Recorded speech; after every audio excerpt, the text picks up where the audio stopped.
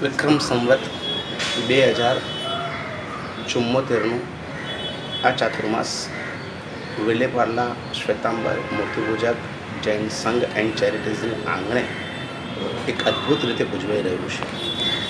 ઉપાશ્રયના નવનિર્માણને અનુલક્ષી પૂજ્યપાદ આચાર્યદેવ અશોક સાગર સુરેશ્વરજી મહારાજ સાહેબ, પૂજ્યપાદ આચાર્યદેવ શ્રી સાગરચંદ્ર સાગર સુરેશ્વરજી મહારાજ સાહેબ, પૂજ્યપાદ આચાર્યદેવ શ્રી સૌમ્યચંદ્ર સાગર સુરેશ્વરજી મહારાજ સાહેબ, પૂજ્યપાદ આચાર્યદેવ શ્રી મતિચંદ્ર સાગર સુરેશ્વરજી મહારાજ સાહેબ તથા ગણિવર્ય દિવ્યેશચંદ્ર સાગરજી મહારાજ સાહેબ આદિ 12 ઠાણાનું ઐતિહાસિક ચાતુર્માસ ચાલી રહ્યું છે. આ ચાતુર્માસની અંતર્ગત પૂજ્યપાદ આગમોદ્ધારક બહુશ્રુત શિરોમણી ધ્યાનસ્થ સ્વર્ગત શ્રી સાગરાનંદ સુરેશ્વરજી મહારાજ સાહેબે રચેલા જૈન ગીતા ઉપરના પ્રવચનો પ્રારંભ થયા છે. જૈન ગીતા એક એવો ગ્રંથ છે કે જેમાં 36 અધ્યાય છે, 2200 જેટલા શ્લોકો છે અને દરેક શ્લોકોની અંદર અદ્ભુત કક્ષાનું જૈન સિદ્ધાંતોનું નિચોડ સ્વરૂપ તત્વજ્ઞાન સમાયેલું છે. એ જૈન ગીતાના સુક્તિ વચનો પર પ્રવચનો પ્રારંભાયા છે. અરહંત સહાય નિસ્પૃહ અરિહંતો બીજાની સહાયની ઈચ્છા કરતા નથી. સિદ્ધાંત સિદ્ધિ સાધક પ્રભુ શાસનના સિદ્ધાંતો સિદ્ધિને સાધનારા હોય છે. આજનું વાક્ય આપવા માંગે છે. ડાબો પગ કરી લેજો અને ખૂબ જ ઉલ્લાસપૂર્વક આજના ત્રીજા વાક્યને આપણે ધારણ કરવાનું છે. આજ્ઞા આરાધના મુક્તેર હેતુ. આજ્ઞા આરાધના મુક્તેર હેતુ. આજ્ઞા આરાધના મુક્તેર હેતુ. આજ્ઞાની આરાધના એ મોક્ષનો હેતુ છે.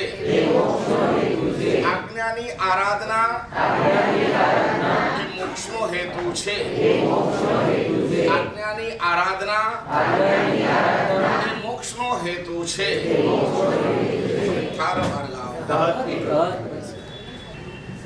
પૂજ્યપાદ બહુશ્રુત શિરોમણી આગમોદ્ધારક સાગરજી મહારાજ સાહેબે 2005ની સાલમાં એમની ઉંમરનો તગાદો માત્ર 1 વર્ષ અવશેષ હતો. 2005માં સુરતની અંદર ગોપીપુરામાં લીમડાના ઉપાશ્રય એમને અંતિમ સમાધિ 15 દિવસના અનશન સાથે લીધી. એના 1 વર્ષ પહેલા એમને આ જૈન ગીતા બનાવી. 240 ગ્રંથોની એમને રચના કરી છે અને એ રચનાની અંદર શિરમોર કહી શકાય એવી અદ્ભુત આ રચના છે. સમસ્ત જૈન શાસ્ત્રનો સાર આમાં સમાવિષ્ટ થઈ જાય એટલું જ નહીં, સમસ્ત જીવોને કલ્યાણનો માર્ગ પ્રશસ્ત થાય એટલી બધી ખોજબીન સાથેની આની અંદર સુસંગીતા એમણે રચી છે.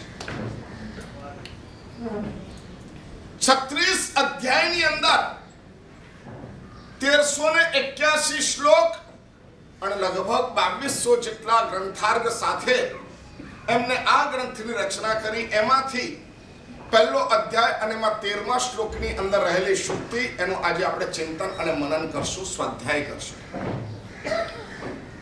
આરાધના તો આપણે બધા જ કરતા જ હોઈએ છીએ અને આ પહેલી વાર કરીએ છીએ એવું નહીં. કેટલી બધી આરાધના આપણે અત્યાર સુધીમાં કરી છે. એક નૌકારસીનો પચખાન એ નરકને તોડી શકે તો અમે કેટલા નૌકારસીના પચખાન કર્યા. એક સામાયિક પલ્યોપમોનું દેવતાએ સુખ અમને આપી શકે અમે કેટલા બધા સામાયિક કર્યા. નમસ્કાર મહામંત્રનો એક પદ એકવાર ઉચ્ચારણ કરીએ, અરે એક અક્ષરનો ઉચ્ચાર કરીએ, 7 સાગરોપમ સુધીના ભેગા થયેલા અમારા પાપના સમૂહનો નાશ થાય છે માત્ર એક અક્ષરના સ્મરણથી. અને આખો નોકર ગણીએ તો 500 સાગરોપમના અમારા પાપ કર્મોનો નાશ થાય. પરમાત્માની અમે પૂજા કરીએ, અમે ગુરુનું વંદન કરીએ, જે સામાન્ય રૂટીન છે મારું, આટલી આરાધનાને કેલ્ક્યુલેટ કરતા જઈએ તો હકીકતની અંદર અમે કેટલી મોટી આરાધના કરીએ છીએ, કેટલી બધી આરાધના કરીએ છીએ. અમે કોઈ દુર્ગતિમાં જઈ શકીએ? અમે દુર્ગતિમાં જઈ શકીએ? સવાલ જ નથી, ન જઈ શકીએ. આટલી આરાધના કરનારો માણસ કેવી રીતના જઈ શકે? ઘણી બધી વખત મુમુક્ષુ આત્માઓને જેને ભવની ભીતિ જાગૃત થઈ ગઈ હોય એ માણસને આવા ક્વેશ્ચન થતા હોય, મારું શું થશે? હું દુર્ગતિમાં જઈશ કે નહીં જાઉં? હું બચી જઈશ કે નહીં બચું? આવા અંદરમાં ભાવલાસ પેદા થાય. જેને સંસાર એની ભીતિ ઉત્પન્ન થાય એ માણસ જ મોક્ષાભિલાષી બની શકે છે. સંસારની ભીતિ ઉત્પન્ન ન થાય એ માણસ મોક્ષાભિલાષી ન બની શકે.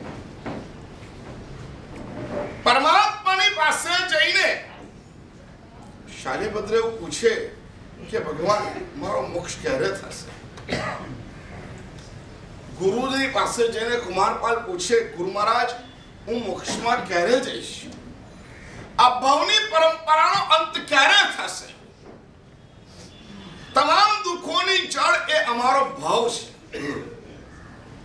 જન્મ એ અમારો ગુનો છે અને મૃત્યુ એ અમારી સજા છે. પૂજ્યવાદ આગવતધારક શ્રી એવું કહી દે કે તમારા જીવનમાં સૌથી મોટો કોઈ ગુનો હોય તો એક જ છે આપણો, કે આપણે જન્મ ધારણ કર્યો છે. મૃત્યુ તો સજા છે, આવવાની જ છે. અને આ સજા માટે એવી કોઈ ધારા ધોરણ નથી કે આર્થર રોડમાં જેલમાં જો જવાનું હોય તો જેલ કેવી છે, દિવસે અજવાળું આવે છે કે નથી આવતું, એની વિડીયો ક્લિપ મોકલો, ખાવાનું બરાબર મળે છે કે નથી મળતું એ અમને બરાબર રિપોર્ટ જણાવો, તમે ત્યાં ગાડીને રહેવા માટેના પલંગ પલંગ બરાબર રાખ્યા છે કે નથી રાખ્યા એ બધું ઇન્ફોર્મેશન આપો, પછી અમે પેલાને ટ્રાન્સફર કરીએ. અમે પડીએ ને કોની વાત કરી?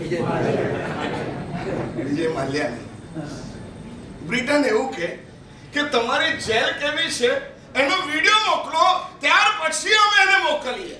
એનો ગુનો કર્યો છે એ સ્વીકારી લીધું છે, મોકલવા તૈયાર છે, પરંતુ કેવી રીતે મોકલવાનો છે?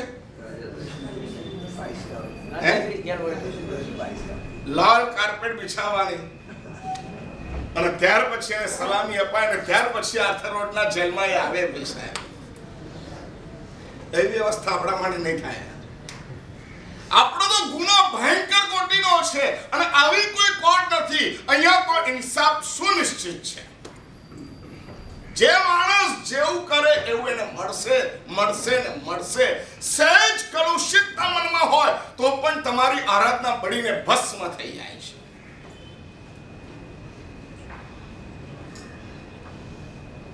પદુષણના પ્રવચનમાં એક વાર્તા આવે, એક કથા આવે, એક હકીકત આવે, એક હિસ્ટ્રી આવે. પ્રાયશ્ચિતના વિધાનમાં આવે. ચક્રોને ચકલી એના સંદર્ભની અંદર વિકરાળ થયેલા મનને શાંત તો કરી નાખ્યું. ગુરુ ભગવંત પાસે જઈને એનું પ્રાયશ્ચિત માંગ્યું, પરંતુ પ્રાયશ્ચિતમાં સહેજ ગરબડ કરી, માંગવાની અંદર સહેજ ગરબડ કરી. લક્ષ્મણા સાધવી છે. શું કીધું એને ખબર છે? આવું પાપ કોઈ કરે તો એને શું પ્રાયશ્ચિત? નિખાલસતાનો અભાવ, સાધનાનો આનંદ માણવા નથી દેતો. નિખાલસતાનો અભાવ એ સહવાસનો આનંદ માણવા ન દે. નિખાલસતાનો અભાવ અમને શાંતિથી જીવવા ન દે. આ સાધ્વી ભગવંતે આચાર્ય ભગવાન પાસે જઈને એક માત્ર રિક્વેસ્ટ કરી, ગુરુદેવ આવી કોઈએ પાપ કર્મ કર્યું હોય તો એને પ્રાયશ્ચિત શું આવે? ને ગુરુ મહારાજે કીધું એના કરતા એને કેટલી વાર કર્યું? ગુરુ મહારાજે કીધું આ પ્રાયશ્ચિત આવે અને એક પ્રાયશ્ચિત એને એક વાર કર્યું, બે વાર કર્યું, ત્રણ વાર કર્યું, ચાર વાર કર્યું, 5 વાર કર્યું, 7 વાર કર્યું, પરંતુ એનું પાપ ધોવાય? ધોવાય? કેમ ન ધોવાય? શલ્ય. અમારી આરાધનામાં નાનકડું પણ શલ્ય ચાલી ન શકે. અમારી આટલી બધી આરાધના શા માટે અમને આત્માનુભવકારક નથી બનતી? આત્માનો અનુભવ કેમ નથી કરાવતી? સ્વનો અનુભવ કેમ નથી કરાવતી? પરથી અમને રિવર્સ કેમ નથી કરાવતી? ભૂતકાળનો રાગ હજી સુધી અમારો કેમ ઘટતો નથી? એનું કારણ શોધવા જેવું છે અને પૂજ્યવાદશ્રીએ આજના વાક્યની અંદર એનું કારણ બતાવી દીધું છે. રોગનું નિદાન બતાવ્યું છે. અમારો રોગ કયો છે એનું નિદાન આમાં બતાવવામાં આવેલું છે. આરાધનાઓ એના જથ્થાઓ એ અમારા કલ્યાણકારક નથી, પરંતુ ક્વોન્ટિટી નહીં, શું જોઈએ? ક્વોલિટી જોઈએ છે. બહુ મજાના શબ્દો છે. આજ્ઞા, આરાધના, મુક્તેર હેતુ. આજ્ઞાની આરાધના એ મોક્ષનો હેતુ છે. અને હવે આપણે સિલેક્ટ કરીએ, હવે આપણે તપાસીએ અમારી આરાધનાની અંદર આજ્ઞાની પ્રધાનતા કેટલી છે. બહુ સમજવા જેવું છે. અમારી આરાધનાઓની અંદર આજ્ઞાની પ્રધાનતા કેટલી છે. કેવા માણસો પરમાત્માની આજ્ઞા પ્રાપ્ત થતા લાલાયિત થઈ જાય, વિચાર ના કરે. શ્રેણિક મહારાજા પરમાત્માની પાસે જઈને પૂછે, ભગવાન હમણાં જ હું આવી રહેલો હતો ને રસ્તામાં પેલા મુનિવર બે હાથ ઊંચા કરીને કૌશક ધ્યાને હતા. સૂરજ સામુ એની દ્રષ્ટિ હતી અને એ પગ બાહુ બે ઊંચા કરી દીધેલા હતા અને આવા ગુરુ ભગવંતે સાધના કરી રહ્યા હતા. એ અત્યારે જો નિર્વાણને પામે, કાળ ધર્મને પામે તો ક્યાં પહોંચે? જવાબ ભગવાનને પૂછવા કરતા મનમાં ફીટ હતો. ફીટ હતો કે નહીં? શું ફીટ હતો?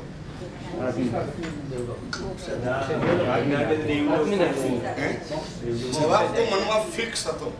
ખાલી પરમાત્માની એમાં સાઇન કરાવવાની હતી. નિશ્ચિત હતો જવાબ તો આ જ હોય કે નક્કી વાત છે. ભગવાન હમણાં કહેશે હમણાં જો નિર્વાણ પામે ને તો અત્યારે નિર્વાણ પામે તો કેવલ્યાન થઈ જાય, મોક્ષમાં જાય, ને કદાચ ન જાય તો સર્વાર્થ સિદ્ધ વિમાનમાં ચોક્કસ જશે. આ જ પરમાત્માનો આન્સર હશે. આ સિવાય બીજો કોઈ આન્સર હોઈ ન શકે. એ મનમાં એક ફ્રેમ ફિટ હતી અને ભગવાનની પાસે અમને આરાધના ગમે છે, આજ્ઞા ક્યાં ગમે છે? અમારી આરાધનાનો પ્રાણ એ પ્રભુની આજ્ઞા છે. સતત ઇન્વેસ્ટ હોવું જોઈએ, સતત અંતર નિરીક્ષણ હોવું જોઈએ. આ મારી આરાધનામાં પરમાત્માની આજ્ઞાનું મૂલ્ય કેટલું છે અને મારા મનની અનુકૂળતાનું મૂલ્ય કેટલું છે? આપણે કોના આધારે ચાલીએ છીએ? આરાધના પ્રભુની, પરંતુ સંચાલક બળ કોણ? અમારું મન.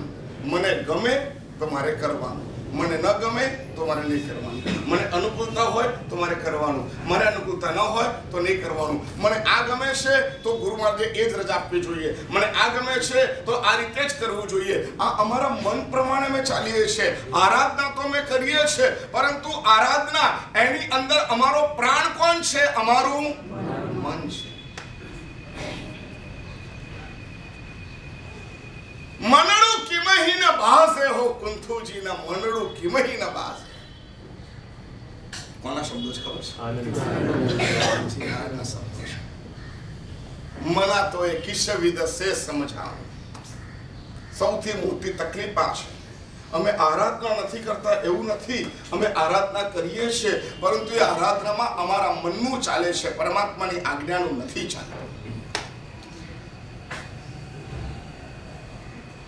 પરમાત્માની આજ્ઞા પ્રમાણેની આરાધના હોય તો નજીવી આરાધના મને ક્યાંના ક્યાં પહોંચાડી દે છે. પરંતુ બહુ જ સૂક્ષ્મ છે, બહુ જ ઇન્ટેલિજન્ટ હોય, બહુ જ સમર્પિત હોય, અંદરમાં જબરદસ્ત કોટીનો મોહનીય કર્મનો ક્ષમત હોય તો જ એ પરમાત્માની આજ્ઞાને સમજી શકે. યાદૃશ આના સૂક્ષ્મતર પ્રભુતા હરિ તાદ્રશ રૂપે મુજથી કદી ન પલાય છો. તકલીફ આ છે. સામાયિક કરીએ છીએ, પરંતુ સામાયિક લેવાની વિધિ પરમાત્માની, પણ કરવાની સિસ્ટમ અમારી. પૂજા કરવાની આરાધના પરમાત્માએ બતાવી એ પ્રમાણે, પરંતુ એ કરવાની કેવી રીતના? મારે આજે શું પચખાણ કરવું છે પરમાત્માએ નિશ્ચિત કરેલું છે. પરંતુ આપણે એ નહીં, મને અનુકૂળતા હોય એ પ્રમાણે મારું આંબેલ એટલે મારું આંબેલ પરમાત્માના શાસનમાં અમે ખતવીએ છીએ. અમે જે આરાધના પરમાત્માના શાસનમાં ખતવીએ એનું કોઈ મૂલ્ય નથી. પરમાત્માના ચોપડામાં આપણી આરાધના જે ખતવાય એનું મૂલ્ય છે. કેટલો ડિફરન્સ છે. શ્રેણિક પ્રભુની પાસે પહોંચીને પરમાત્માની સમક્ષ હાથ જોડીને કે આજે મેં મુનિરાજને જોયા, એ મુનિરાજ અત્યારે નિર્વાણ પામે તો ક્યાં જાય, અને તે વખતે મનમાં ચોક્કસ જવાબ હોવા છતાં પરમાત્મા એનાથી સાવ ડિફરન્ટ જવાબ આપી દીધો, એ 7મી નરકે જાય. એની જગ્યાએ આપણે હોઈએ તો શું થાય? શું થાય? ચોક્કસ પરમાત્માને આની સાથે કોઈને કોઈ પ્રોબ્લેમ છે, બાકી દેખાય છે. અને ફરીવાર પાછું પૂછે, પ્રભુ સાચે 7મી નરકે? ના, 6ઠી નરકે. 6ઠી ના 5મી, 5મી ના 4થી, 3જી, 2જી, 1લી. કોણ બદલાય છે? કોણ બદલાય છે? કોણ બદલાય છે? પરમાત્માના જવાબ બદલાતા જાય છે. મનને તો એના ભાવને તો જાણવા આપણે ક્યાંય ગયા નથી, પણ આપણી સમક્ષ કદાચ ભગવાન પોતે સ્વયં અમારી સમક્ષ આવું સ્ટેટમેન્ટ કરે તો આપણે પરમાત્માને શું ગણીએ? આપણી સમક્ષ પરમાત્મા આવું સ્ટેટમેન્ટ કરે તો હરેશભાઈ આપણે શું કહીએ? પરમાત્મા ઉંમર થઈ ગઈ છે. શું કહીએ? ઉંમર થઈ ગઈ છે, હમણાં થોડુંક ઠેકાણે નથી. અમે પરમાત્મા માટે કેવું કહી શકીએ? અને હકીકતમાં અમે આવું રિયલાઇઝ કરીએ છીએ ભાઈ, આવું થઈ શકે. અમારી અંદર કઈ જાગૃતિ આવે ત્યારે આજ્ઞાને શિરોધાર્ય કરી શકીએ. યાદ રહેશે આના સૂક્ષ્મતર પ્રભુતા હરી. પરમાત્મા તારી આજ્ઞા ઉપર મારે ચાલવું છે, બહુ સૂક્ષ્મ છે, મારાથી નહીં પહોંચાય. અને એટલા જ માટે કીધું ધાર તલવારની સોહિલી દોહિલી 14મા જીનતની ચરણ સેવા. આરાધનાનું મૂલ્ય પુણ્ય કરાવે છે અને આજ્ઞાનું મૂલ્ય નિર્જરા કરાવે છે. આરાધનાનું રિઝલ્ટ તમને પુણ્ય મળી શકે, પરંતુ આજ્ઞાનું રિઝલ્ટ કર્મનો નાશ છે. અભાવીનો આત્મા પરમાત્માએ બતાવેલી આરાધના ચકાર કરે છે, ખૂબ કરે છે. અને શુદ્ધ ચારિત્રનું પરિપાલન કરે છે, અપ્રમત્ત દેખાય એવી રીતના ચારિત્રનું પાલન કરે છે, સહેજ પણ દોષ લાગવા નથી દેતો. આટલી બધી આરાધના કરે છે. તકલીફ એક જ છે. કઈ આજ્ઞાનો સ્વીકાર નથી. આરાધના કરે પુણ્યનો બંધ મળી શકે છે, આજ્ઞાનો સ્વીકાર કરે ત્યાં કર્મની નિદ્રા બની શકે છે. અને પરમાત્માની આજ્ઞા કર્મની નિદ્રા કરાવે છે. એટલા માટે અહીંયા લખવામાં આવ્યું છે મુક્તેર હેતુ. ભગવાન અભગીનો જીવ જ્યારે આરાધના કરે તો ત્યાં આગળ પરમાત્માની આજ્ઞાનો સ્વીકાર નથી કરતો કે એને પરમાત્માની આજ્ઞા પ્રત્યેની શ્રદ્ધા નથી. કારણ કે જે અણિશુદ્ધ ચારિત્રનું પાલન જ્યારે કરે છે ત્યારે પરમાત્માની આજ્ઞાનું કાંઈક અંશે તો પાલન થતું જ હશે ને. તો મને એ જ કહેવા માંગુ છું કે આપણી પણ આરાધનાની અંદર થાય છે એવું. આરાધના પરમાએ બતાવેલી એવી કરીએ છીએ, પરંતુ આરાધનાની આખી સિસ્ટમ જે હેતુથી, જે પ્રણિધાનથી કરવાનું કીધું છે એના બદલે અમારું પ્રણિધાન આખું જુદું જ છે. અભાવીનો આત્મા પરમાત્માએ બતાવેલી આરાધના કરે છે, પરંતુ એ આરાધનાની અંદર જે પ્રણિધાન હોવું જોઈએ, એની અંદર જે લક્ષ્ય હોવું જોઈએ, એની અંદર જે વૃત્તિ હોવી જોઈએ, પરમાત્મા પરની નિર્મળ શ્રદ્ધા હોવી જોઈએ, એ નથી. એ પોતાના મનથી વિજ્ઞાનથી સત્ય માને છે, બરાબર છે, આવું કરી દો પુણ્ય બંધાય, આવું કરી દો પુણ્ય બંધાય, આવું કરી દો પુણ્ય બંધાય, અને આવું પુણ્ય બને, આવું દેવલોક આપી શકે. ઓટોમેટિક સિસ્ટમ બરાબર છે, તો મારે એપ્લાય કરવી છે. સિસ્ટમ બરાબર સાબિત થાય તો મારે એપ્લાય કરવી છે, પણ મારે જોઈએ છે આજ. અને એ સિસ્ટમનું એ સંશોધન કરે છે. પરમાત્માની આજ્ઞાનું લક્ષ્ય દેવલોક નથી, પરમાત્માની આજ્ઞાનું લક્ષ્ય સંસારના સુખો નથી, પરમાત્માની આજ્ઞાનું લક્ષ્ય માત્ર ને માત્ર કયું છે? મોક્ષ. પારસના પરમાત્મા હમણાં તો નિર્વાણ પામ્યા છે. કેટલા વર્ષના આંતરું? 250 વર્ષનું આંતરું છે. પરમાત્મા પારસના દાદાનું શાસન ચાલે છે. એના સાધુ સાધ્વી શ્રાવક શ્રાવિકાઓ છે અને છતાં પણ ભગવાન મહાવીર પોતાનું નવ શાસનની સ્થાપના કેમ કરે? શા માટે કરે? શાસન ચાલતું હોય, સંઘ ચાલતો હોય તો નવા સંઘની સ્થાપના કરવાની જરૂર ખરી? બોલો ને ભાઈ. આચાર છે, મારો પણ આચાર છે અહીંયા નવો સંઘ સ્થાપવાનો. આપી દો. કેમ નથી? કોને કીધું? અરે સંઘ સ્થાપવાનો અધિકાર સાધુઓનો છે. તમને ક્યાં ખબર છે પારલા સંઘની સ્થાપના કોને કરી? ખબર છે? ખબર છે કોને કરી? કોને કરી? બોલો બોલો ને. ચૂપ થઈ ગયા. અરે જેટલી જગ્યાએ હું એ કહું છું, જેટલી જગ્યાએ અત્યારે સંઘો છે એ તમામ સંઘોની સ્થાપના કોઈને કોઈ ગુરુ ભગવંતે કરી છે કે નહીં? બોલો ને ભાઈ. છે ને? અધ્યા પણ 5, 10, 15, 20, 25 ઘરો થઈ ગયા ત્યાં આગળ ગુરુ ભગવંતનું પ્રવચન થાય, એમના નિર્દેશે સંઘની સ્થાપના થાય અને ત્યાર પછી પરમાત્માના શાસનની આરાધના થાય.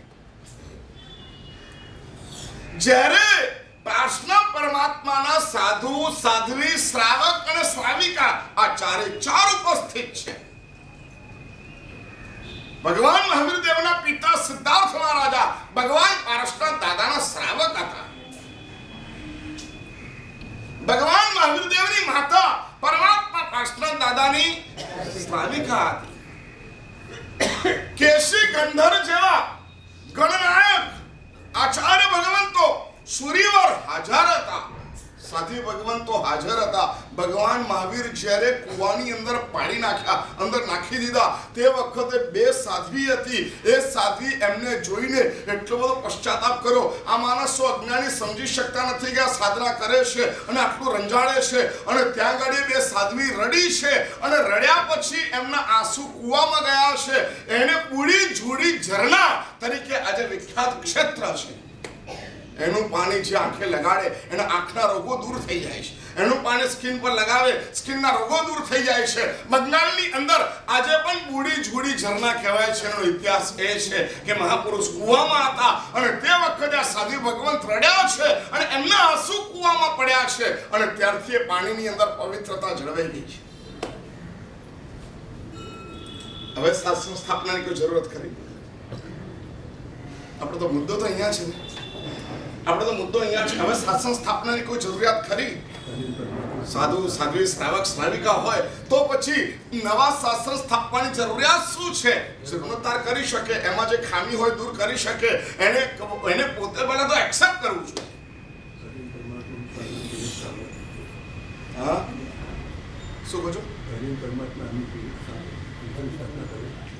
અરે ભાઈ, આ તો તમે શું બોલો છો કે એમનો આચાર છે. જે ભાઈ બોલ્યા એ જ બોલો છો કે ભાઈ એમનો આચાર છે એટલે કરે, એમનો આચાર છે એટલે કરે. પણ એમનો આચાર છે કરે કેમ? આવો આચાર પણ કેમ? પાર્ષના પરમાત્માની આશાદા નથી? કેટલા સમય સુધી કેસી ગંધર ભગવાન મહાવીરને મળવા ગયા નથી. સમજ્યા તમે? નહીં ગયા. આપણે પાર્ષના પરમાત્માના સાધુ છે. તમને ખબર નહીં હોય, હજી હમણાં 15, 20, 25 વર્ષ પહેલા પણ પાર્ષના પરમાત્માના જે સંતાની હતા એની પરંપરા ચાલુ હતી. ઉપકેશ ગચ્છ નામનો ગચ્છ હતો. એના સાધુ હજી 25-30 વર્ષ પહેલા હયાત હતા. આચાર્ય કૈલાસ સાગર સુરસુજી મહારાજ સાહેબના સાનિધ્યમાં રહ્યા છે. એની પરંપરા ગુરુ પરંપરા લઈએ તો ઉપકેશ ગચ્છ હતી, કેસી ગંધર હતી ને છેક સુધી હતી. પરંતુ એ ભળી ગયા ભગવાનમાં. પરંતુ પરંપરાને ખોલીએ તો ક્યાં સુધી પહોંચાયું હતું? કેસી ગંધર ભગવાન પાર્ષના દાદાના શાસન સુધી પહોંચાયું હતું. હજી હમણાંના સમય સુધીની વાત છે. ભગવાન મહાવીર દેવે શાસનની સ્થાપના કરી કેમ? આપણે છે ને ઘણી બધી વસ્તુ પડી કુંવારીને મૂકી દઈએ છીએ. એનું એનાલિસિસ નથી કરતા. કેમ કે ટાઈમ આપણને માંડ 9 થી 10, સવા 10 નો મળે છે. એમાં જે કંઈ કરવું હોય, લેશન કરાવો તો લેશન કરાવો, આગળ ભણાવવું હોય તો આગળ ભણાવો, તમે જે કહેશો અમે જીત હપતી કહીને ઊભા થઈ જવાના. ગુરુદેવ શ્રી બોલે એક કીડી કેટલું કેવું ઝાંઝર? હા, એક કીડી 5 કિલોનું ઝાંઝર પહેરીને નાચી. ગુરુ મહારાજ કે એક કીડી 5 કિલો સોનાનું ઝાંઝર પહેરીને નાચી અને આપણે બધા શું કહીએ? જીવ આપજી જીત હાથ. અમારા મનને અમે ધંધામાં જો ચલાવીએ છીએ એવું અહીંયા ચલાવો. આટલા બધા ગુરુ ભગવંતો છે, આવીને પ્રશ્નો કરો, જડી વરસાવો. ગુરુદેવ આમ કેમ, ગુરુદેવ આમ કેમ, ગુરુદેવ આમ કેમ, કેટલા પ્રશ્નો તમે કરી શકો છો. મારા એકે પ્રશ્નના જવાબ તો આપતા નથી અને તોય તમને પ્રશ્ન તો છે જ નહીં. 250 વર્ષનું આથરું છે. ભગવાન પારસનાથ દાદાના સાધુ સાધ્વી શ્રાવક શ્રાવિકા હયાત છે અને છતાં પણ ભગવાન મહાવીર નવેસરથી તીર્થની સ્થાપના કરે છે. એવું કહી શકે મેં પારસનાથ પરમાત્માના શાસનના જીર્ણોદ્ધાર કર્યો. કોઈ તીર્થંકર કોઈના શાસનનો જીર્ણોદ્ધાર કરે છે કે નવું શાસન સ્થાપે છે? નવ રચના કરે છે, નવું શાસન સ્થાપે છે. કારણ શું?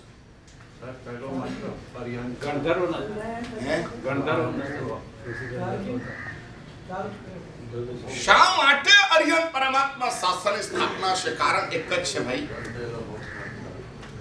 પારસનાથ પરમાત્માએ સ્થાપેલું શાસન તો ચાલુ છે, સાધુ સાધ્વી શ્રાવક છે, પરંતુ એ સાધુ સાધ્વી શ્રાવક અને શ્રાવિકા મોક્ષમાં જઈ શકે એ શક્તિ ખલાસ થઈ ગઈ છે. મોક્ષમાર્ગ બંધ થઈ ગયો. શું થઈ ગયું? મોક્ષમાર્ગ બંધ. ભગવાન મહાવીરનો મોક્ષમાર્ગ ક્યાં સુધી ચાલ્યો ખબર છે? કેટલા વર્ષ થયા? કેટલા વર્ષ? ભગવાન મહાવીરના સુધર્મ સ્વામીના જંબુ સ્વામી માત્ર બીજી પેઢી. કેટલા વર્ષ? લગભગ કરીને 70 વર્ષ છે.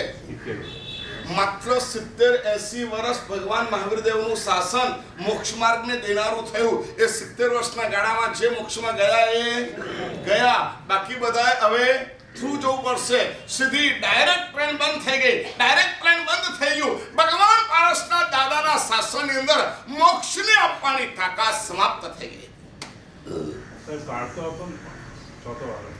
એટલે મુશ્કેલ ચોથા વાળા નરકમાં જવાય.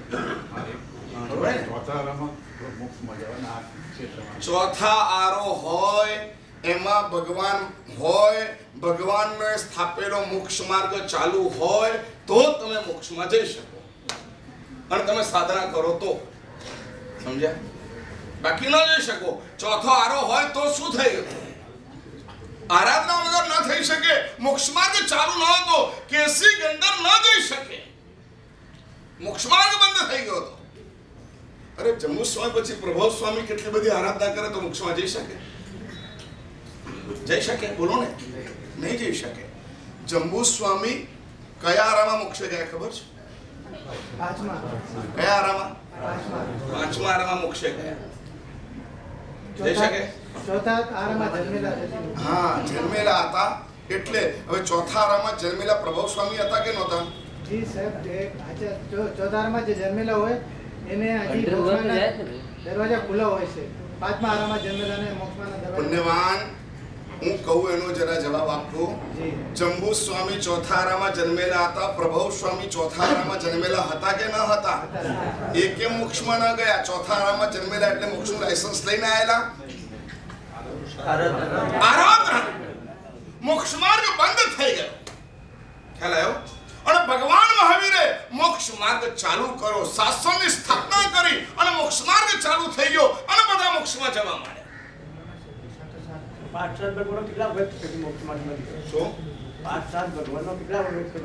પરમાત્મા મહાવીર દેવનો 70 વર્ષ છે. પાછના પરમાત્માનો નહીં લગભગ 100 વર્ષનો ગાળો છે. ત્યાર પછી મોક્ષ માર્ગ બંધ થઈ ગયા. ચોક્કસ આંકડો જોયો પડશે. પરંતુ પારસના પરમાત્મા પછી મોક્ષ માર્ગ બંધ થઈ ગયો અને ભગવાન મહાવીરે મોક્ષ માર્ગ ચાલુ કરો. એનો મતલબ એક જ થયો, ભગવાનની આજ્ઞા કોના માટે છે? મોક્ષ માટે. ના, ગણના નાયક હતા એટલા માટે એમને ગણધર કહેવાય છે, પરંતુ એ ગણધર ન હતા. ગંધર જેટલા હોય એ મોક્ષમાં જાય છે. 452 ગંધર હતા અને બધા મોક્ષમાં ગયા. એની જે આરાધના કરે એ બધા, જે 28 કરે બધા, બોલો જલ્દી, એક સાથે બોલશે ને. હવે કેમ નથી બોલતા? આટલું બધું પૂછો છો ને હવે આમાં નથી બોલતા. કેસી ગંધર, ગૌતમ ગંધર બંને મળ્યા છે શ્વેતાંબરી નગરીમાં. બંને વચ્ચે કોરસ્પોન્ડિંગ થયું, બંને વચ્ચે ચર્ચા થઈ અને ત્યાર પછી કેસી ગંધર ભગવાન મહાવીરના શાસનમાં આવી ગયા. કેવું અદ્ભુત આ શાસન છે. પરમાત્માની આજ્ઞા મોક્ષકારક છે, પરમાત્માની આજ્ઞા મુક્તિકારક છે, પરમાત્માની આજ્ઞા કર્મની નિદ્રાકારક છે, પરમાત્માની આજ્ઞા સકલ કર્મનો ક્ષય કરનારી છે, પુણ્યનો બંધ એનું સહકારી કારણ છે, સહકારી ઉપલબ્ધિ છે, સપોર્ટર ઉપલબ્ધિ છે, બાકી એના માટે નથી. અને બહુ સ્પષ્ટ વાત કરી, આરાધના અભાવી પણ ખૂબ કરે છે. પ્રતિક્રમણ કરાવે ને કરે, પડલેન કરાવે અને કરે. પ્રભુની પ્રવચનની વાણી પોતે સ્વયં અદ્ભુત રીતે કરે, સંભવિત છે. પરંતુ પરમાત્માની આજ્ઞા આ આરાધના દ્વારા જે મેળવવાની છે એ નથી. અમારી તકલીફ આ છે. આરાધના તો આપણે ખૂબ કરીએ છીએ, રાત્રિ ભોજન ત્યાગ પણ ઘણો બધો કરીએ છીએ, કંદમૂળ નથી ખાતા, અભક્ષ અણંકાય નથી ખાતા, સામાયિક કરીએ છીએ, પ્રવચન સાંભળીએ છીએ, પૂજા કરીએ છીએ, નોકરવાળી ગણીએ છીએ, કેટલું બધું કરીએ છીએ, વ્રત નિયમ એકાદશના બેસના બધું જ કરીએ છીએ. પરંતુ એ બધાની અંદર આજ્ઞાની પ્રધાનતા કેટલી છે? અંદરમાં જોઈએ તો આજ્ઞાનો કેટલી જગ્યાએ અમે નાશ કરીએ છીએ. આજ્ઞાથી વિરુદ્ધ પ્રવૃત્તિ કેટલી કરીએ છીએ? કેટલી? કેરી તો છે પણ થોડી સડેલી છે, હવે ચાલશે? પ્લાસ્ટિકની હોય ને તો કેરી તો દેખાય, બહુ સરસ બનાવેલી હોય તો કેરી તો દેખાય, દ્રાક્ષ તો દેખાય.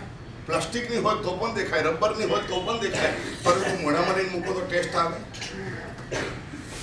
અમારી આરાધનાને જાગૃત કરનારો મંત્ર આજે પૂજ્યપાદ સાગરજી મહારાજ જૈન ગીતામાં ફૂંકી રહ્યા છે. જૈન ગીતાનો મતલબ જ એક જ છે કે જે ભવ્યાત્મા આરાધનાના માર્ગે આગળ વધેલો હોય અને જ્યારે નિમિત્તો આવે તે વખતે એના હાથ પગ ધ્રુજતા હોય ત્યારે એને સ્થિર કરવાના. ભાઈ ગભરાઈશ નહીં. ધનુષ્ય હાથમાં લે, નિશાન બરાબર લગાવે અને તે વખતે હાથ ધ્રુજવો ન જોઈએ, આ ધ્યાન રાખજો. ચરોડો હાથમાં લઈએ, મોપત્તી હાથમાં લઈએ, પિચકારી ભગવાન પસાય કરી સામાયિક દંડે કુચરાઓજી અને તે વખતે ગુરુ મહારાજ ભૂલથી સામાયિકના બદલે દીક્ષાનું કરે બંતે ઉછરી દે તો શું થાય? બોલો ને. શું કહો છો? ના બરાબર બોલ્યા તમે, બરાબર છે. મહારાજ સાહેબ જે બોલ્યા એ અમારું સામાયિક તો કયું, અમારું કરમ મંદે કયું, અમે જે મનમાં ધાર્યું છે એ જ તમારી આરાધના. મહારાજ સાહેબ ગમે તે કે અમે મનમાં જે નક્કી કર્યું છે એ પ્રમાણે અમારે ચાલવું, એનું નામ અમારી આરાધના. ઓપરેશન કરવા જેવું છે. બહુ સરસ બોલ્યા તમે, મજા આવી. એવા માણસો થયા છે, સામાયિક લઈને બેઠેલા હતા અને ગુરુમાની પાસે સ્વાધ્યાય કરેલા હતા અને જેની સાથે એના લગ્ન થવાના હતા એ જ કન્યા આવીને ગુરુમાને વંદન કર્યા પછી એને પણ વંદન કર્યું. અને ત્યાર પછી પાલનપુરની ઘટના છે અને ત્યાર પછી એને પૂછ્યું, સાહેબ સાતામાં શું? અને પેલા જેવું મોડું જોયું તો અચંબો પામી ગયા. આ તો શું હવે 15 દિવસ મહિના પછી લગ્ન છે આની સાથે. પેલો ઉભો થઈ ગયો, બસ પતી ગયો. વંદન કર્યું છે, હવે હું સાધુપણું સ્વીકારી લઈશ અને દીક્ષા લઈ લીધી. ખ્યાલ આવે છે? આજ્ઞા શું વસ્તુ છે? એકવાર ગુરુ ભગવંત આજ્ઞા કરે એ આજ્ઞાને કેવી રીતના સ્વીકારવાની મનોવૃત્તિ જાગૃત થવી જોઈએ. હરિપુત્ર શ્રી ભગવંતે આજ્ઞા સ્વીકાર કરનારા લક્ષણો બતાવ્યા છે. અમારી કઈ સાધકતા હોય તો અમે આજ્ઞાનો સ્વીકાર કરી શકીએ. કઈ સાધકતા હોય? મોહનીય કર્મણા ક્ષોભસમ વગર તમે ગુરુ ભગવંતની આજ્ઞાનો સ્વીકાર ક્યારે પણ કરી શકો જ નહીં. અમને હંમેશ માટે એ આજ્ઞા અધૂરી લાગે, અમને હંમેશ માટે એ આજ્ઞાની અંદર કંઈક છલના દેખાય, અમને હંમેશ માટે એ આજ્ઞાની અંદર ઓછાપણું દેખાય, અને જો મોહનીનો ક્ષોભ થયેલો હોય તો એ આજ્ઞા તરત સ્વીકારવા વૃત્તિ મનોવૃત્તિ થઈ જાય. અદ્ભુત છે. જ્યારે ચંદનવાલાને મૃગાવતીની વાત છે ને, અદ્ભુત કક્ષાની વાત છે. ચંદનવાલા પરમાત્માના સમોસરમાંથી ત્યાં પહોંચી ગયેલા, અને પછી મૃગાવતી જ્યારે પહોંચી,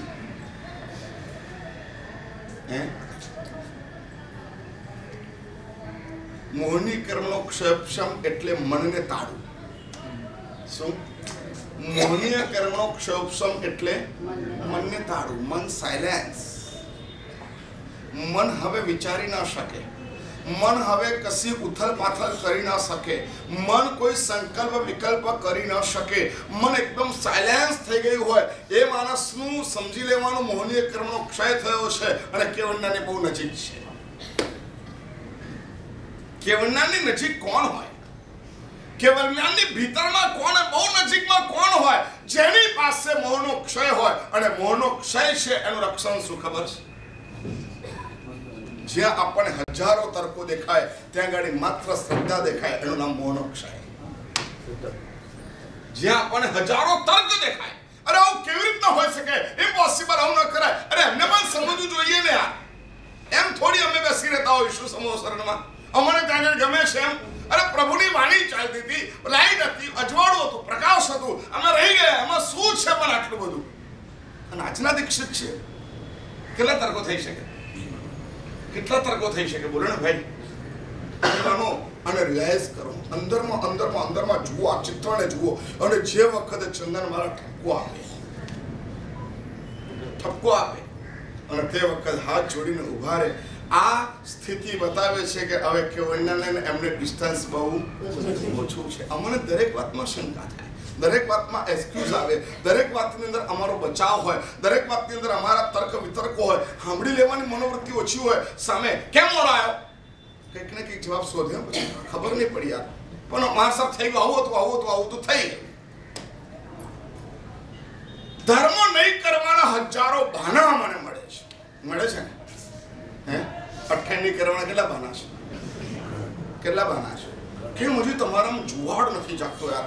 એક વાર જોડાઈ તો જોઈએ. એક મુહૂર્ત ગયું, એક ટ્રેન ગઈ, અને હવે બીજી ટ્રેન આવે છે. અમારામાં હજી જાગૃત નથી થઈ.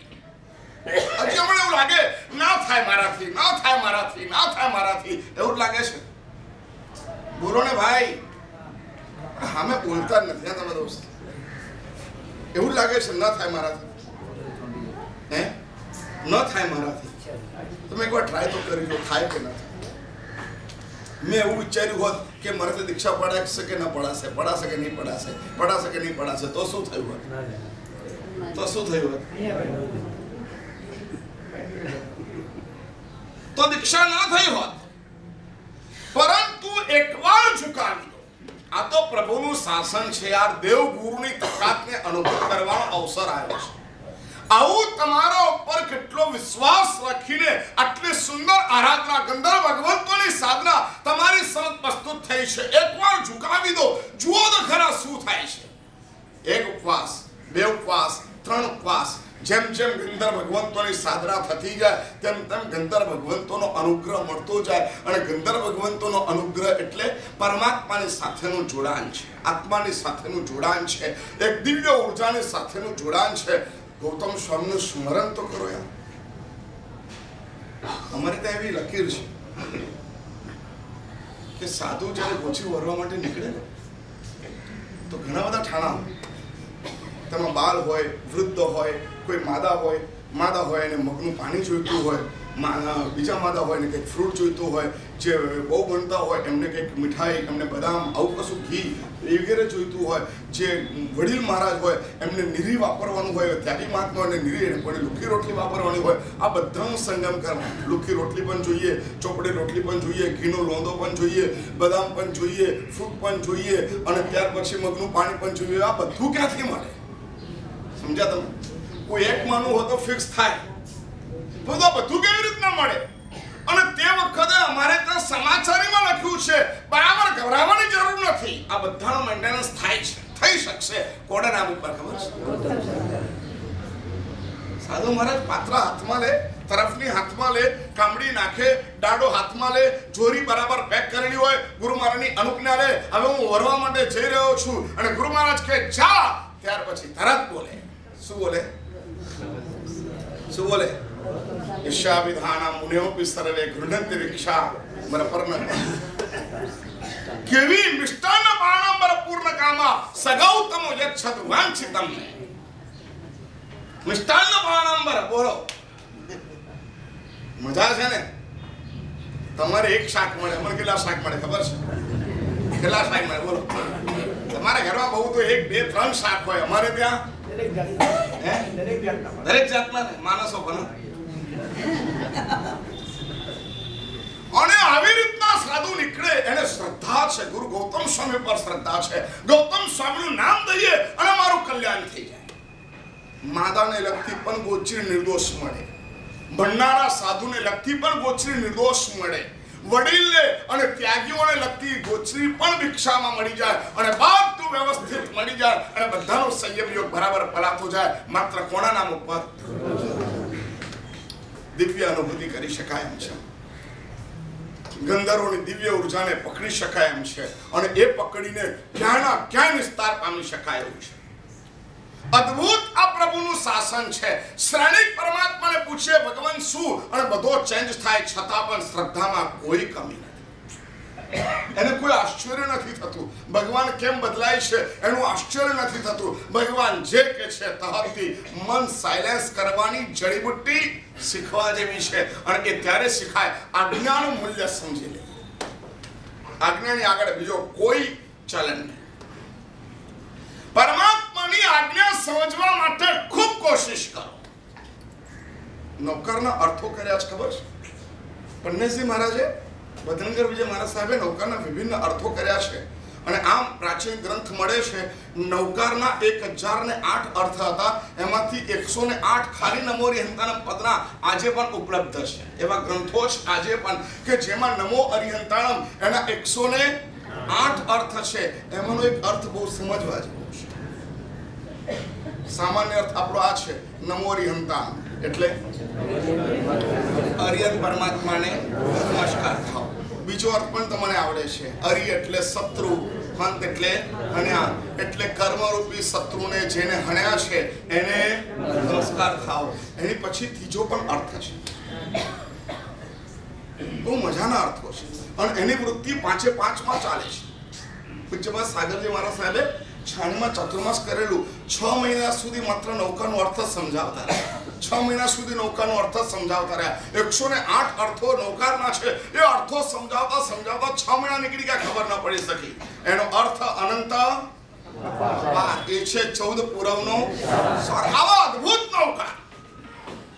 એનો ત્રીજો અર્થ છે નમો અરિહંત આનમ. કયો અર્થ છે?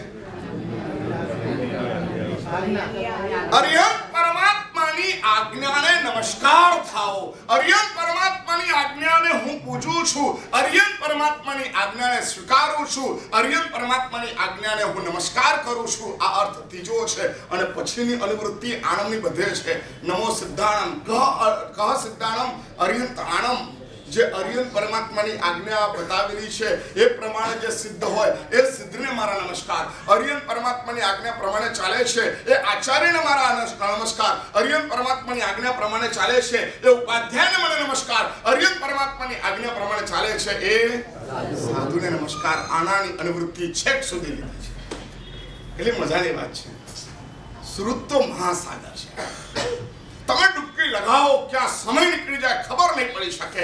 એવા અદ્ભુત તરંગો આ પરમાત્માના શાસનમાં છે. પૂજ્યપાદ આગમોદ્ધારકશ્રીએ સુંદર વાત કરી. આજ્ઞા આરાધના મુક્તેર હેતુ.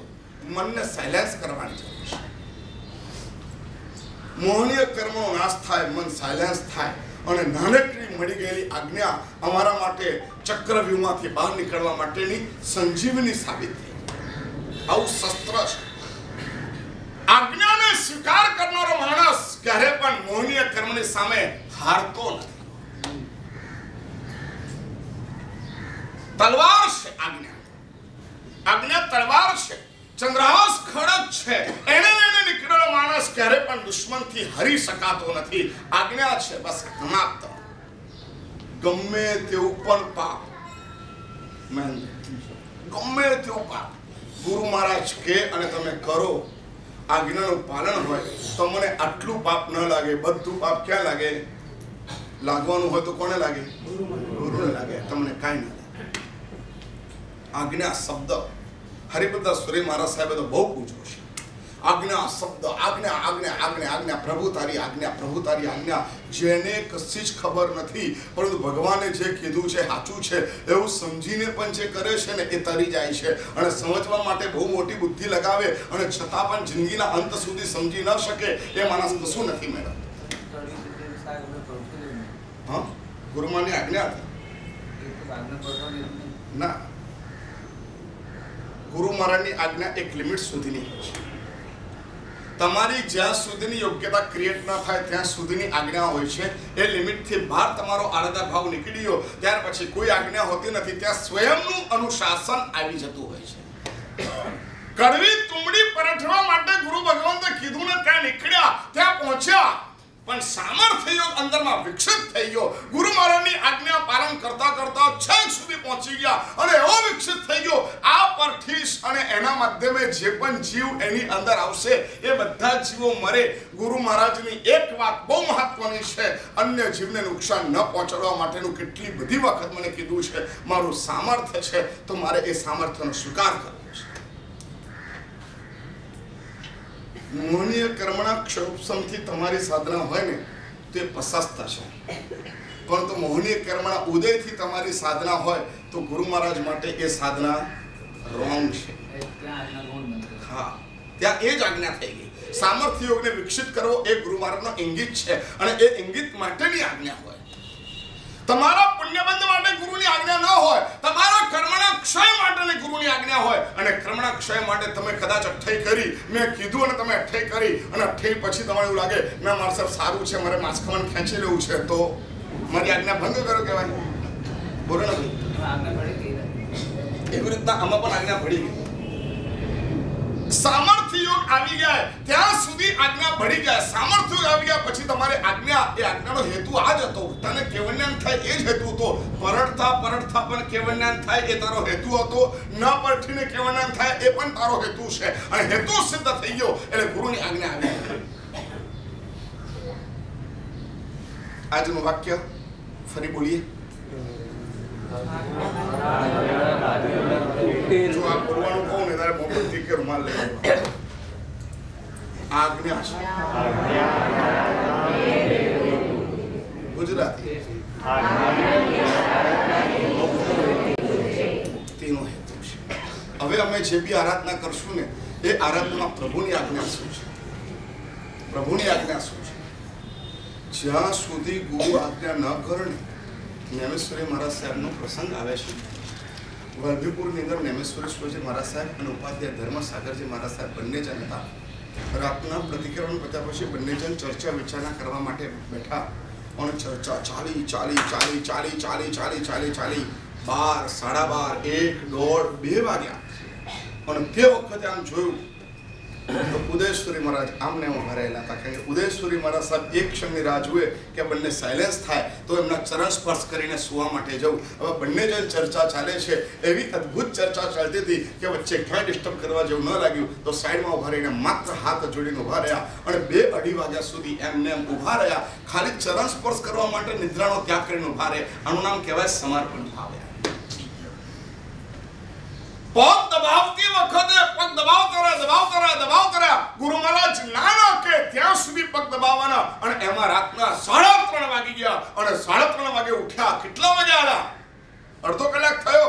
ના સાહેબ 3:30 હજુ હું તો નથી. સાહેબ આપની આજ્ઞા ન થાય ત્યાં સુધી કેવી રીતના શું સમજો તમે આ બધા? શું સમજો છો આ બધા?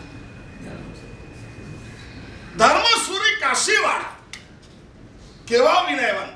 અરે આ ધર્મસુરી જેને મુંબઈમાં હજારો દેરાસરોનું નિર્માણ કરાવ્યું અને આજે મુંબઈની અંદર આટલો બધો જીવતો જાગતો ધર્મ છે, એની પાછળ ધર્મસુરી મહારાજનું બહુ મોટું ગજુ છે. આ સાગરજી મહારાજ પાસે ભણેલા ધર્મસુરી મહારાજ હતા. અમદાવાદનો પ્રસંગ છે.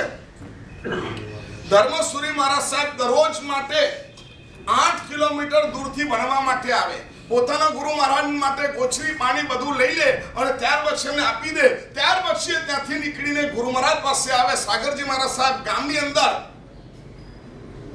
અને ત્યાં આવ્યા પછી ત્યાં આવીને હાજરી બોલો, ગુરુદેવ આવી ગયો છું, આપ જ્યારે કહો ત્યારે હું પાઠ લેવા માટે તૈયાર છું. આખો દિવસ રહે ગુરુ મહારાજ એને સાગરજી મહારાજ એવું કે એક કામ કરને, આ પ્રેસ નોટ લખી દે, આ લખી દે, આની પ્રેસ કોપી કરી દે, આ ગ્રંથ છપાવવાનો છે જરા પ્રૂફ જોઈ લે. આમ કરતા કરતા કરતા કરતા કરતા કરતા કરતા કરતા કરતા મહિનો વીતી ગયો. એક શબ્દ ના ભણાયો, એક શબ્દ નહીં ભણાયો, મહિનો વીતી ગયો અને એનું રૂટીન એક ચાલે. ત્યાં જાય એટલે ગુરુ મહારાજ પાછા પૂછે, પ્રતાપસુરી મહારાજ સાહેબ પૂછે શું ભણ્યો? કઈ નહીં, આજે અમને આ પ્રૂફ આપ્યું હતું, ધર્મબિંદુનું પ્રૂફ જોયું, આજે આનું પ્રૂફ જોયું, આજે શોષકનું પ્રૂફ જોયું અને આ કામ કર્યું, આની કોપી કરવાનું કીધું, એ કોપી કરી આમ આવ્યો. કાંઈ વાંધો નહીં, બરાબર એ ભણવાનું જ છે. અચ્છા, પ્રતાપસુરી શું કે ભણવાનું છે? એમ કરતા કરતા 1.5 મહિનો થઈ ગયો. કેટલા મહિના? 1.5 મહિનો થઈ ગયો. ત્યાં સુધી સાગરજી મહારાજ સાહેબે એને અક્ષર નહીં ભણાવ્યો, આ કામ બધું કરાવે રાખ્યું અને હસ્તાક્ષરે કામ કરતો ગયા અને એક દિવસ એવા અહીંયા ધર્મ વિશે બેસી ગયા. બોલો ગુરુદેવ. અને પછી કાળપાના ચાલુ કરાસ્તે ભણવા અને જે ભણવાનું ચાલુ કર્યું છે ધર્મસુરી મહારાજ પોતાના હસ્તાક્ષરે લખે, એના જેવું જ્ઞાન મેં ક્યાંય, મારી પાસે જે છે બધું સાગરજીનું છે. અને એનાથી આગળ વધીને કહું તો સાગરજી મહારાજ સાહેબ એવું લખ્યું છે, હકીકતમાં મેં કોઈએ મારી પાસેથી લીધું હોય તો ધર્મસૂર્ય લીધું છે, એવું ચોખ્ખું કહું છું. સમર્પણ મનને ઊંધું વાળી દઈએ ત્યારે જ આ બધું શક્ય બની શકે. આજ્ઞા સ્વીકારી ન શકાય, આજ્ઞાને સ્વીકારવા માટે બધું શૂન્ય બનાવવું પડે ત્યારે આજ્ઞા સ્વીકારાય. અમે એક પરમાત્માની પૂજા આજ્ઞાપૂર્વકની કરી શકતા નથી. કેટલું અમારું મનનું ચાલે છે, કેટલું મનનું ચાલે છે. અમારા પચખાનો, અમારું સામાયિક, અમારી નોકરવાળી, અમારું પ્રતિક્રમણ બધું અમારા મન પ્રમાણે ચાલે છે. એક્ઝામ જો ગુરુ અમારી લેવા જાય તો અમે કેટલા સક્સેસ થઈ જાય. અમારી યોગ્યતા ઉપર ગુરુ મહારાજ અમને કશું આપવા જાય તો અમે સાવ ફેલ થઈ જઈએ. યોગ્યતા છે નહીં છતાં એક ગુરુ શિલ્પી અમને યોગ્ય બનાવવા માટેના અથોડા માર્યા કરે છે, હથોડા માર્યા કરે છે. અમારી ક્રેક પડે તો પણ ચલાવે છે, અમારામાં તળ પડે તો પણ ચલાવે છે, અમે ન તૂટીએ તોય ચલાવે છે. આ બધું જ ચલાવે છે અને અમને છેલ્લે મોક્ષ તરફ લઈ જવા માટેની એટલી બધી તાલાવેલી જગવે છે. હવે અમારી અંદર એક તૈયારી હોવી જોઈએ. પરમાત્માની આજ્ઞાની આરાધના મુક્તિનો હેતુ છે, મારે મોક્ષમાં જવા માટે આ ક્રિયા કરવાની છે. આટલું નક્કી કર્યું. શું નક્કી કરવાનું? મારે મોક્ષમાં જવા માટે, મારે મુક્તિને મેળવવા માટે મારે આ ક્રિયા કરવાની છે. વ્યાખ્યાન કેમ સાંભળો છો? બોલો જલ્દી. પૂજા કેમ કરો છો? બોલો. નોકરવાળી બનવાની છે મોક્ષની પ્રાપ્તિ માટે, સામાયિક કરવાનું છે મોક્ષની પ્રાપ્તિ માટે, પૂજા કરવાની છે મોક્ષની પ્રાપ્તિ માટે. આ મારો હેતુ છે. અને પરમાત્માની આજ્ઞાની જો આવી ઉપાસના કરવામાં આવે 100% કહું છું, કર્મની કોઈ તાકાત નથી કે ઉભા રહી શકે. નિકાચિતમાં નિકાચિત કર્મોને પણ તૂટવું પડે એટલી જબરદસ્ત તાકાત આ પરમાત્માએ બતાવેલી આજ્ઞાની અંદર છે. આજ્ઞાને સમજવા માટે અમૂલ્ય ગ્રંથો અને ગુરુકુલ વાસ આ બે જ વસ્તુ કીધી છે. અને એમાં પણ પહેલો ગુરુકુલ વાસ. ગ્રંથ ન મળે તો પણ ચાલે, ગુરુકુલ વાસ હોય તો આજ્ઞા મળી જ જાય, મળી જ જાય, મળી જ જાય. સમજ્યા તમે? અમારે ત્યાં અત્યારે આ વખત બહુ મોટો આનંદનો ઉત્સવ છે. પાર્લા સંઘની અંદર ઉપાશ્રય નિર્માણની કંઈક ક્ષણ આવી અને એની અંદર ગુરુ ભગવંતને વિનંતી કરીને ગુરુ ભગવંત પધાર્યા. અને જ્યારે ગુરુ ભગવંત પધારે તે અમે બધા નક્કી કર્યું આપણે આ વખતે નવ ઉપાશ્રય છે, મોટો ઉપાશ્રય છે, ગુરુમાની સાથે જ રહ્યું છે ને, આ નવો જ ઉપાશ્રય છે અને મોટો જ છે અને રહેવું છે. અને પછી આ દિવ્યેશચંદ્ર સાગરજી મહારાજ સાહેબ બેંગ્લોર, મદ્રાસ હતા, 5 વર્ષથી ત્યાં હતા. સાહેબની પાસે આવી જવું છે. અમે લોકો પણ બધું છોડીને આવી ગયા અને બધા અમે અત્યારે જે ભેગા થઈને આખો દિવસ જે ઉત્સવ માણીએ છીએ. કયો ઉત્સવ છે ખબર છે? કયો ઉત્સવ છે? જ્ઞાનનો નહીં યાર, જ્ઞાનનો ઉત્સવ તો અમે એકલા પણ બહુ માની શકીએ. સારામાં સારા ગ્રંથો વાંચી શકીએ, લેંગ્વેજ શીખી લીધી છે, ગ્રંથો આંખ સામે છે, તમે વાંચી શકો છો, ખોલી શકો છો, બુદ્ધિ તો ચાલી શકે છે. અહીંયા બુદ્ધિને બંધ કરવાનો ઉત્સવ ચાલે છે. કયો ચાલે છે? બુદ્ધિને. તમે મને કહો સાહેબ આમ મારી બુદ્ધિ બધી ચાલ્યા પછી પણ હું ઉભા રહો સાહેબ, નીચે જઈએ, સાહેબને પૂછીએ સાહેબ કે એમ આજે બોલીએ ને એની અંદર શું થાય ખબર છે? આપણી બુદ્ધિને બંધ. ત્યાં જઈને એક જ વાત છેલ્લે એ કેમ આપણે કરવાનું છે. આનો એક ઉત્સવ છે, આનો એક આનંદ છે. નાના નાના સાધુઓ જરા જુએ છે, ગુરુ ભગવંતની જૈના જુએ, ગુરુ ભગવંતનો ઉપયોગ જુએ, ગુરુ ભગવંતની આજ્ઞાની પાછળ રહેલું વિજ્ઞાન જરા સમજાય. 2-3 દિવસથી મેં નાના મહારાજ तत्वेश चंद्र सागर में रातना आईने बैसे, महाराज साहब ऐसे क्यों करते, महाराज साहब ऐसा क्यों बोलते, महाराज साहब ऐसा क्यों कहते, और त्यार पछी एनु जरे विज्ञान खुले, अरे ऐसा होता है, केवो आश्चर्य पामी जवाय छे. गुरुकुलवास ए तमाम आज्ञाओનું મુખ છે. શું છે?